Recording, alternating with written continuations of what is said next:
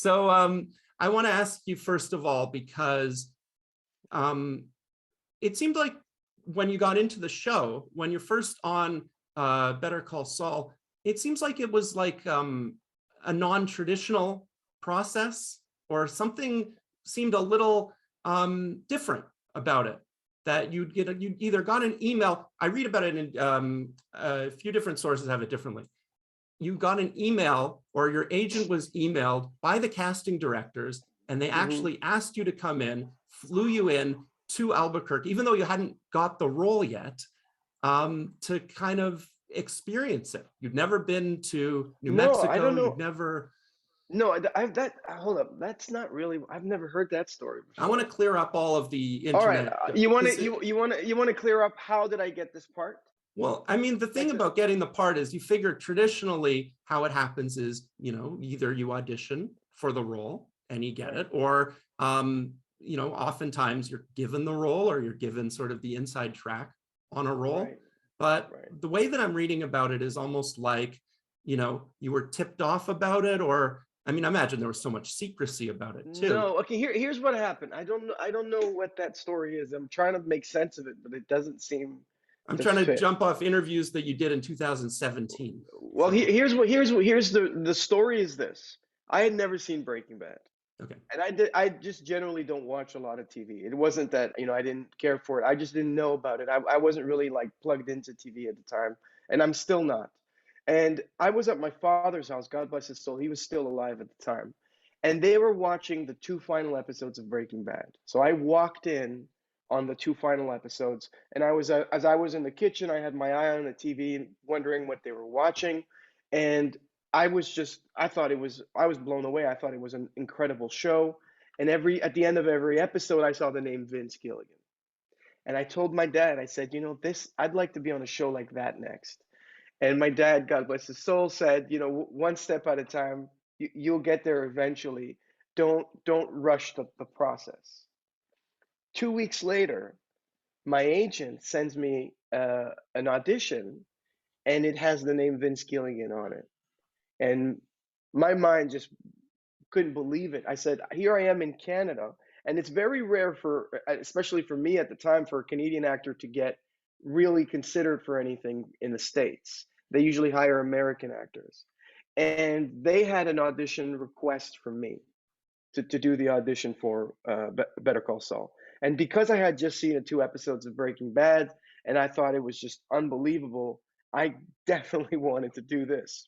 Now, um, uh, when I auditioned that night that I did the taping that evening, they wanted it early the next morning. And when my friend left, I realized that the tape wasn't working. The audio wasn't working in my tape. We were shooting it on a camera. So I had to call my friend back in that morning at like 5 in the morning, as soon as the sun was rising, and do that tape again and send it to them. I haven't heard from them in a couple of weeks, and then I get a call from AMC saying they want to fly me to LA to screen test. Now, I had never been to LA except once, and I was in LA for about 12 hours promoting a video game called Far Cry 3. Mm. And that's what the writers of Better Call Saul were familiar with. I was nominated for 2 CSAs in Canada that same year for Rookie Blue and Orphan Black, and I had just come off of the success of Far Cry 3, where I play Voss, which is on the cover of this kind of like huge international game. And I think one of those three, or two of those three projects, caught the attention of a couple of writers on Breaking Bad, so they were open to seeing me screen test. And I remember when I did the screen test, it was like my first time ever, at a Sony lot. I remember walking down that brick road in like the Wizard of Oz, I think it is. And I showed up, I was late. I was about 15, 20 minutes late. I had looked up the audition place on my phone the night before, and it said 15 minutes away from the hotel. But I didn't know LA had so much traffic. So I ended up showing up 15 minutes late to the audition. And I was lucky because the guy in front of me they were running really late. Anyway, I walked in, do the audition. Vince Gilligan gives me a note that changed the way I see the character. He comes up to me, he puts his hand on my shoulder, and he says, "This guy would not squash a bug with a sledgehammer." And that really kind of was the first seed that planted Nacho for me in my head. We did the audition, we left. Sorry, this story is going longer than it should. You want me to keep going? Yeah, it's okay. Okay. I'm just feel like I'm reliving the whole thing now.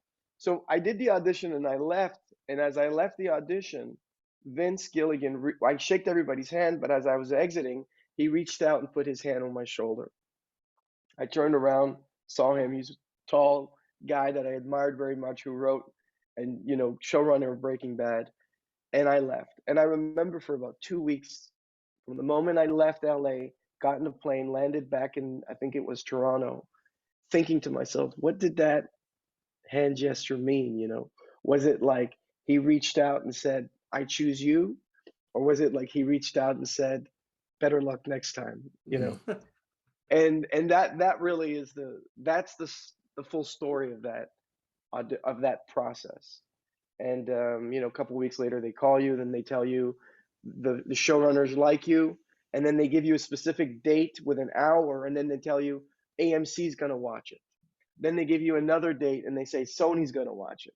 So you go through these processes, which is kind of first time I ever lived anything like that, where like at that day you're going through like a second round of elimination, and at that day you're going through another round of elimination, and then hopefully what you get it. And when I got it, I was playing basketball with a friend of mine. We just we bought cigars, we smoked cigars on the balcony. It was wintertime, and he said, "Your life is never going to be the same." And it hasn't. So Mm. I've been incredibly blessed and grateful for that opportunity. So the follow-up to that, two follow-ups, because again, reading it on the interwebs, I don't know how much of it's true or not. I heard two things. One is that they gave you a lot, it was very open about Nacho because he doesn't exist in Breaking Right. Bad. So you Yeah. had the ability to sort of put maybe your own spin, or you had the freedom there. And the second thing I heard is that you were even sort of jumping off of Orphan Black, that you had elements of the character you were playing, that you were able to bring it in. But the guy you're playing on Orphan Black is, is a jerk. And with Nacho, you think, is he a villain? Is he villainous? Yeah. Well, I mean, there's definitely nothing of Orphan Black or Vic in Nacho, that's for Yeah. sure. Orphan Black was a really interesting experience because I was called upon to play a character that was written in a very, very specific tone. And I was really grateful to them because when they called me on Better Call Saul, Vince and Peter called John and Graham and asked them if I could, I wanted to leave Orphan Black to go do Better Call Saul. And they Yeah. were really, really generous and kind and supportive, and spoke nicely of me, and blessed my departure. So that was a really cool thing, from our Canadian folks back at Orphan Black. And I'm very grateful, and to that show for that opportunity as well. Um, Nacho wasn't, when you audition, you don't know your character's name. My character was called Eddie in the audition, and you don't really know anything about the story. You have these kind of like dummy sides that are not, that kind of hint at something they're looking for. And then they ask you, I remember the audition really clearly asking you to do it in two ways. One way to just throw the line away completely, and then the other way to kind of seep into it fully and let the silences play. I don't know how much of Nacho they had conceived at the time, but I do know that when I joined in season one, Nacho was set up to be a really big villain. And I The know big that bad of the season. he was supposed to be the big bag of season one, and I don't think he was supposed to live much longer than like season one or two. As a matter of fact, Vince told me, they really didn't have an actual reason in the plotting of the writing to keep me around, and they did it because they really liked what I was doing, and the fans really liked what I was doing. So it was one of those things where they're like, we've got a great situation here. Let's try to make the most of it, though it wasn't like where they were going with the story. So, and they did that with Aaron Paul as well, where they found something with an actor that they really liked, and then they kind of try to incorporate that into the major train tracks of the story. With Nacho, I know that what happened was Michael McKean and Bob Odenkirk had a very kind of rival kind of relationship, and they felt it was more compelling if McKean's character was the bad guy of the Jimmy McGill story. That, of course, pushes Nacho's bad guy kind of like role to the back burner. And it was a blessing in disguise because they somehow introduced my father into the story. Mhm. And when Juan Carlos Cantu and I saw that, it was just a small scene. And I said, I remember speaking to him at a lunch, and I said, why don't you slap, why don't you give Nacho a little slap like that? And don't be shy to, use physical contact. And he had some great ideas, and we immediately gelled in that sense. And I think that was the beginning of the character of Nacho for me anyway, was when his father was introduced, and you really get a sense of how morally righteous his father was.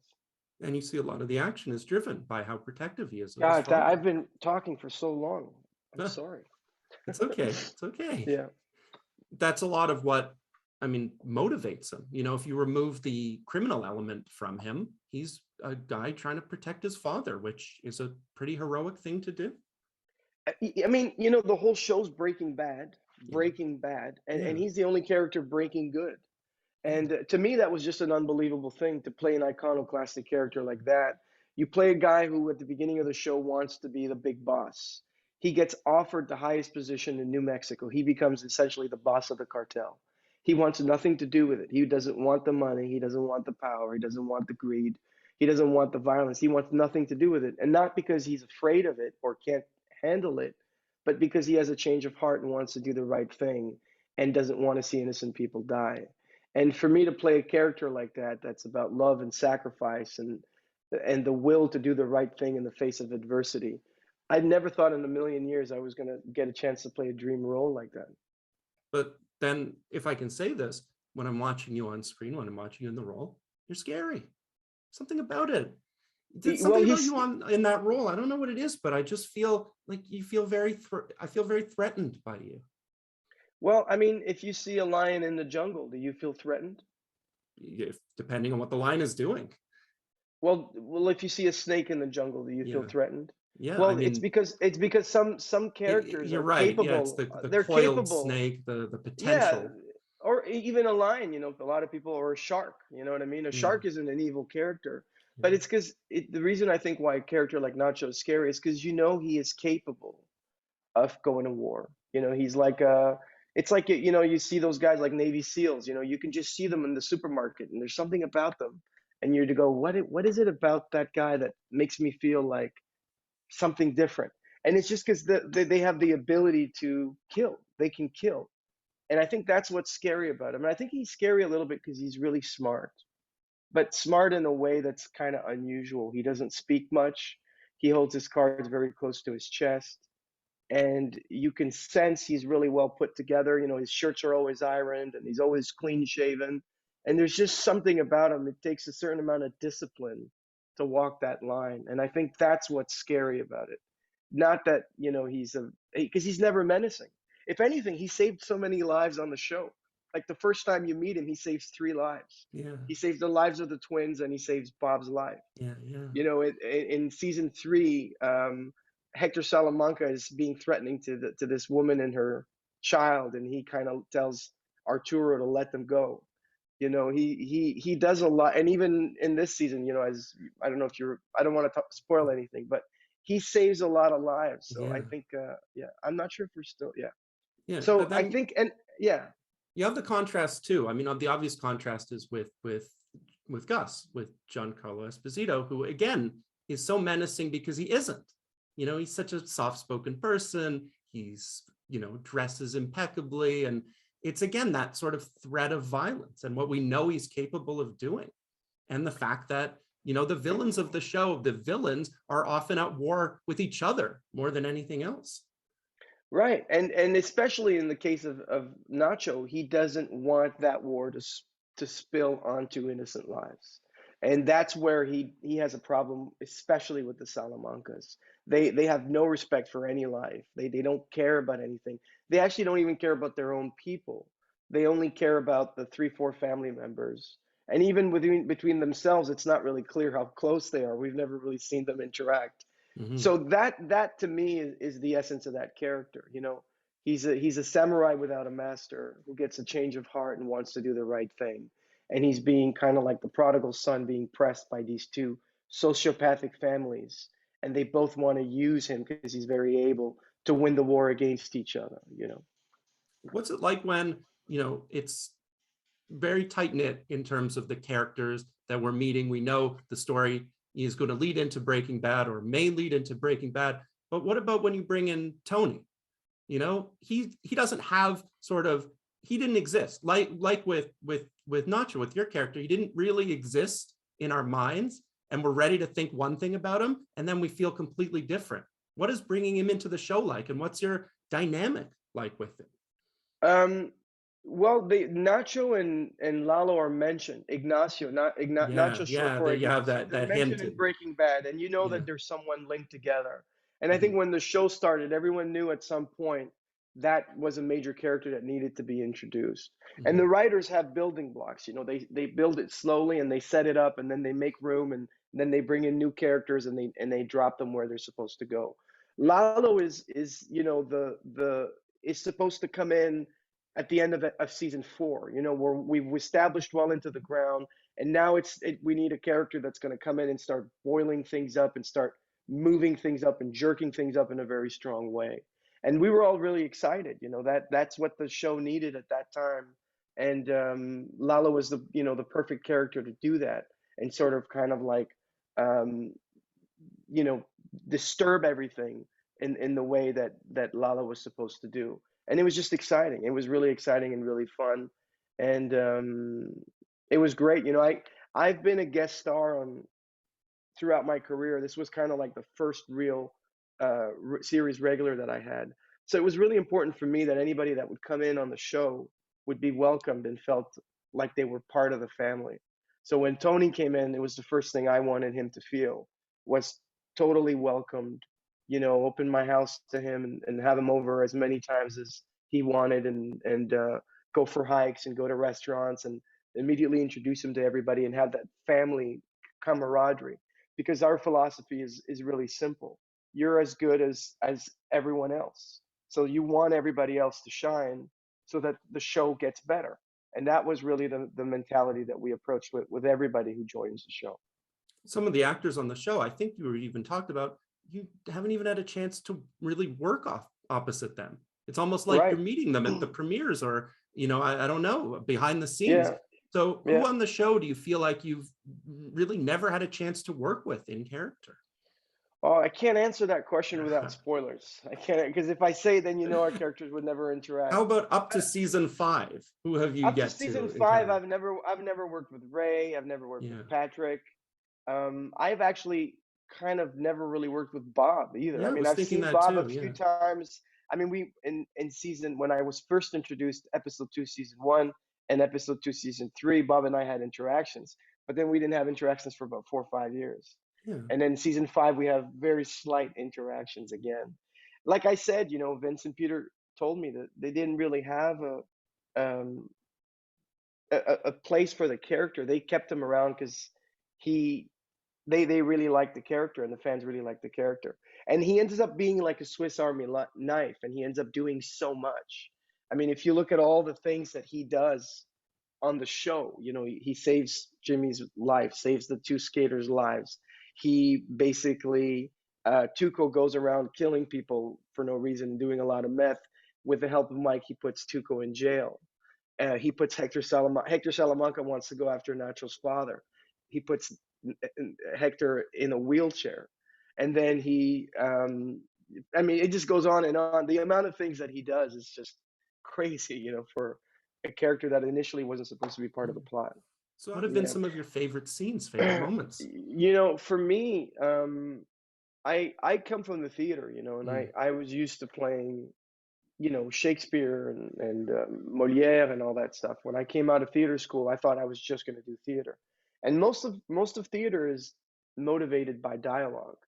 So when I was when Nacho came to me and I realized I had to play this character, he's a character who barely speaks, and you basically have to boil down acting to its essence, which is the essence of being. You can't hide behind words. You can't hide behind um, expressions, exaggerated expressions with that character. You can't even smile with that character. I mean, he was just so everything was brought in and boiled down to its purest form. He was just you just had to be, and that to me was the biggest challenge. Where you had these scenes like the pill switch scene in Mm. season three. It's like a 6 minute, 7 minute scene with barely any dialogue, where everything is happening in the state of absolute being. And though it seems like a super simple thing, it's a monumental moment in the show. You know, he's got to literally just switch these pills and switch them and put them in his pocket, and it was an event on the show, and that goes to show you how good the writing and the directing and the editing is, and the sound design. You know, everything is supporting that together. And that was I mean, examples like that are unbelievable roller coaster rides. Or like in season four, Nacho gets shot, and that whole opening teaser is almost done in total silence. Mm. They don't explain to the audience that this is a setup, that he agreed to get shot once, and that the second shot he wasn't expecting it. The other guys did it for whatever reason. I mean, there's so many things, so much story being told without a single word, and it's all in the nuances of the expression. Or when, for example, when the twins go down at the motel, and it's all happening, the psychological pressure is happening in Nacho's head, and you realize when he shoots this guy that it's the first time he's ever killed anybody. None of that is ever said. It's all hinted in the silences, and that to me was the most beautiful thing, because it reduces the art form to its essence. Okay, so you've had two premieres, right? You had the Paley Fest and you had the LA premiere, Right. which I think is incredible too. That I never used to see shows that would really get sort of any premieres, TV shows. It was Right. always movies, but for a show Right. like this and its season is so important, I imagine those were both incredible. What can you say about this upcoming season in maybe in general terms, in broad terms, but what's Well, something to expect? first of all, the fans are Yeah. just, man, to have human beings respond to the work that we're doing in the way that they're responding is just the greatest gift, and fills you up with so much gratitude. I mean, I would act probably if no one ever saw anything I ever did, because I just love seeping myself into these worlds and these emotions, and try to pull from that subconscious world.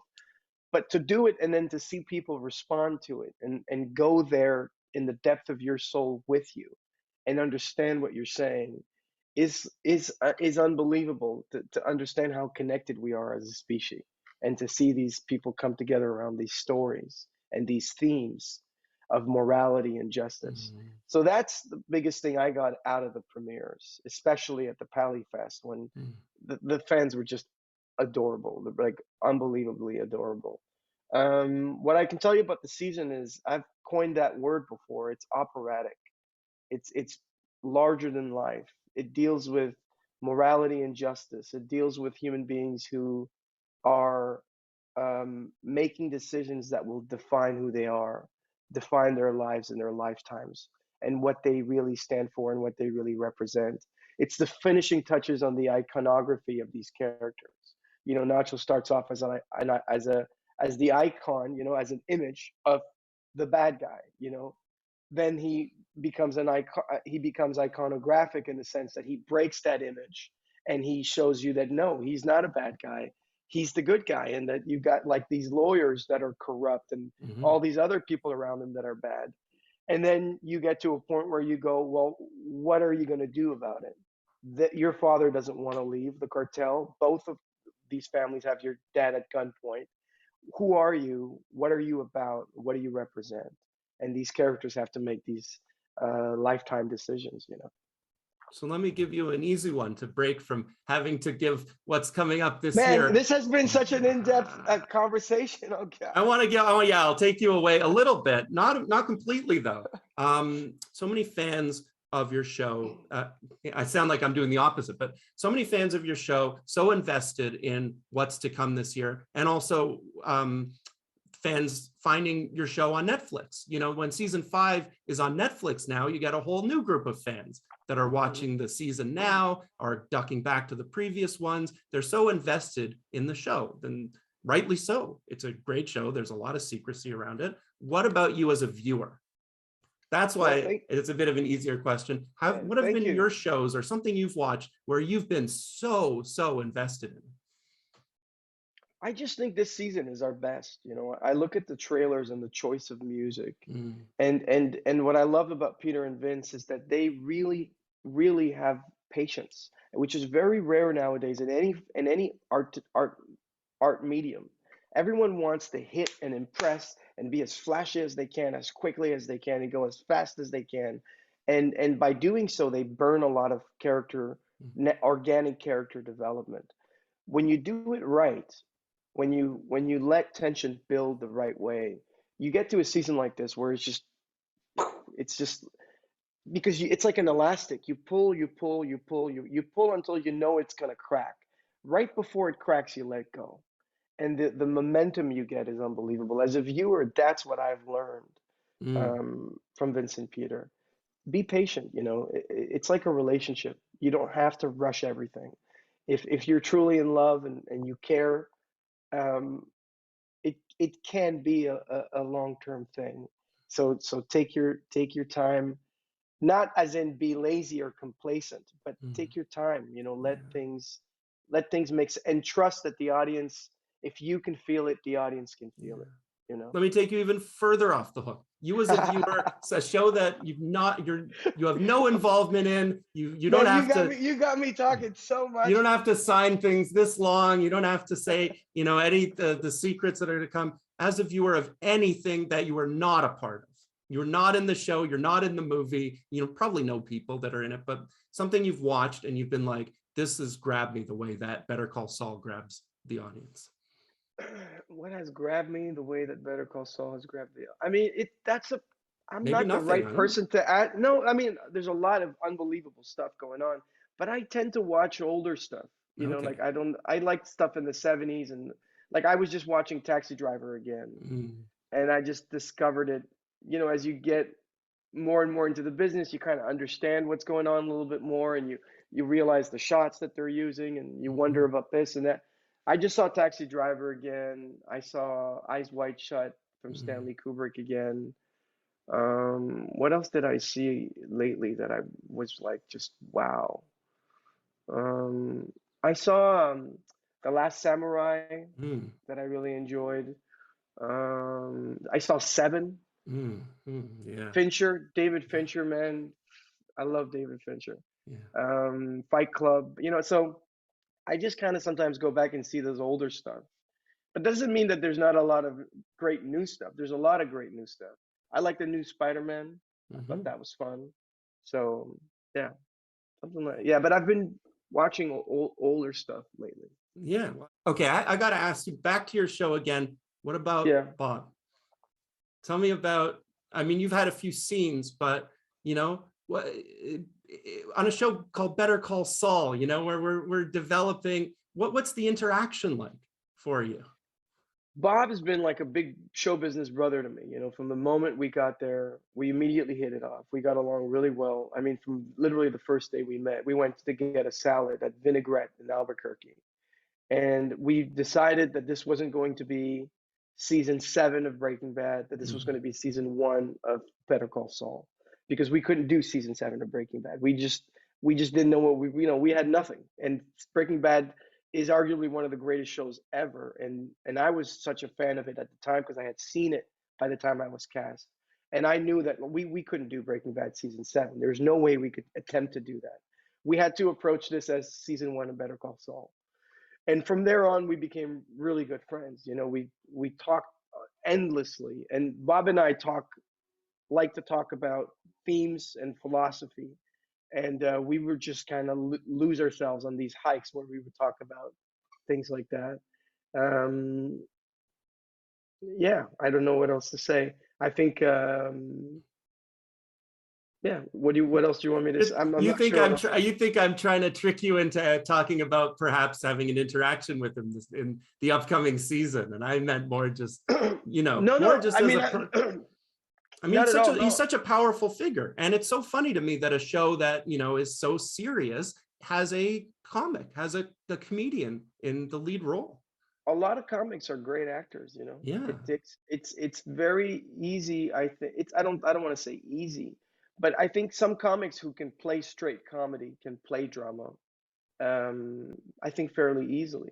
This is kind of maybe might sound weird, but I when I started my career, everyone thought I was going to be a comic. I know that because my characters are so serious, but I actually started in comedy, and I love making people laugh, but I always felt at the time anyway that I wanted to be a dramatic actor. So I really stayed away from the comedy world as much as I could. And I really kind of hid that part of me, but you kind of see it in a video game character I did called Voss. There's these improvised scenes, these torture scenes that we did with Christopher Mintz-Plasse. Those were all improvised, and that was kind of a comedic moment for me. And that character has a lot of comedy in it. Mm. So, but yeah, a lot of comics can be dramatic, and I think it might be even easier that way, going from comedy to drama. It might be harder for some people to go from drama to comedy if that's all they've known. Okay, But that's subjective. It's subjective. so I want to ask you one last thing. I've really, really appreciated all the time. I'm trying not to Thank be as you. interrogative. I don't want to. I don't want to do it at all. But God, we've been you touched on the yeah. fans, and I want to ask again about why are the fans of this show so singular? What is it about them when you have those premieres, when you have those interactions? What's the feedback like? What do you keep hearing from? Um, just a lot of love, man. A lot of love. They're incredibly. I just feel. How do I say this? Like no matter how hard you work, and no matter how talented you are, I don't care who you are, it takes a lot of luck to be in a position where you're on a show that, so many places in the world are watching and so many people are excited about.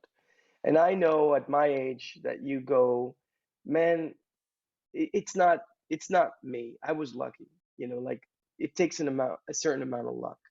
And the way your relationship with that luck, I think, will define your relationship with your career. You either get to a point where you go, I'm humbled by this opportunity, I'm grateful for this opportunity, and I feel responsible for this opportunity. Meaning that, like, when I do interviews like this, you try to be as generous as you can and as honest as you can, and you try to give as much as you can because you realize that so much was given to you.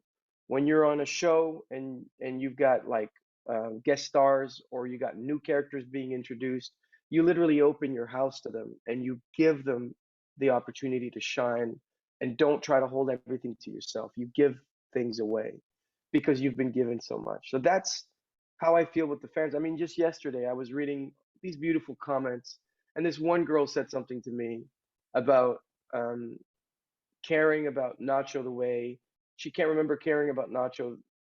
Um, Something about comparing it to James Gandolfini in The Sopranos, and to me that was like the beginning of modern day television, and it was just so moving that you go, that's a show I used to watch growing up that meant the world to everybody. That was the beginning of television, and here we are at the end of our season, and she's comparing your work to the you know the original gangster of television in a way. It's just so moving. You realize you're part of the culture, and you just got to be grateful. You got to give back. You got to be generous with your time. You have to be appreciative even when you're tired, even when you don't feel like it, because you've been given so much. All right. Great way to end it. I wanted to thank you because it's been so, so incredible. I hope I wasn't too probing in terms of No, trying not to. at all, man. Not at all. I was just surprised how much we talked. But Yeah, I appreciate your question. I appreciate you caring about the show. I yeah. appreciate you wanting to cover it. I mean, I really, really, really, really do. You know, I know how lucky that we are, and I just hope you guys are incredibly entertained and can get these iconographic characters that you can keep in your back pocket when you need it. From what I've seen already, boy, in the 2 episodes, it just continues. That slow burn just really continues. I can't wait to see where it goes. Thank you so much. Uh, Thank you so much, Charles. God bless you, brother.